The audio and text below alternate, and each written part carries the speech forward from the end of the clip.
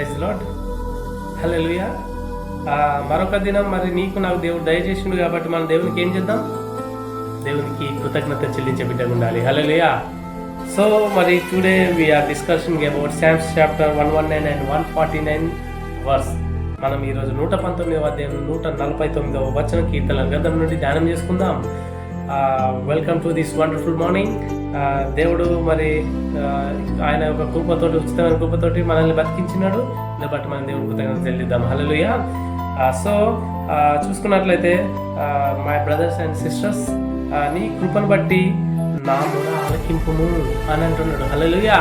ఇక్కడ చూడండి, నీ కృపను బట్టి నా మొర ఆలకింపుము యెహోవా, నీ వాక్య విధులను బట్టి నన్ను బతికించుము. ఇంత గొప్ప ప్రార్థన చేస్తున్నాడు అనంటే మరి దేవుడు ఆయనకు ప్రార్థనను మరి ఎలా?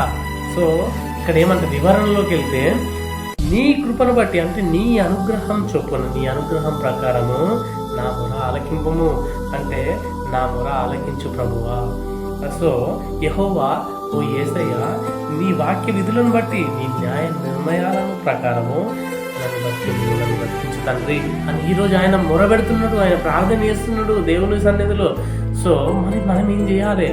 వాట్ వి డూ, మనం ఏం చేయాలి?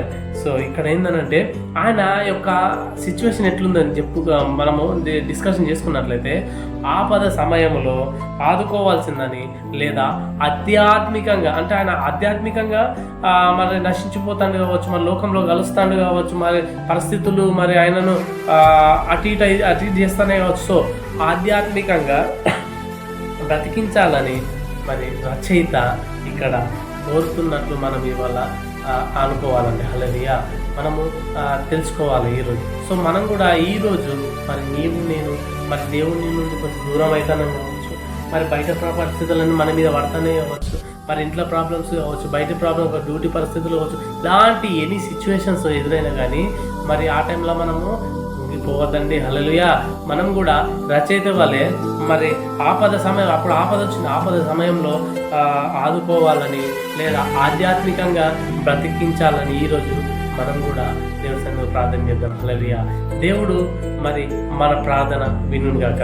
ఆమేన్. Praise lord.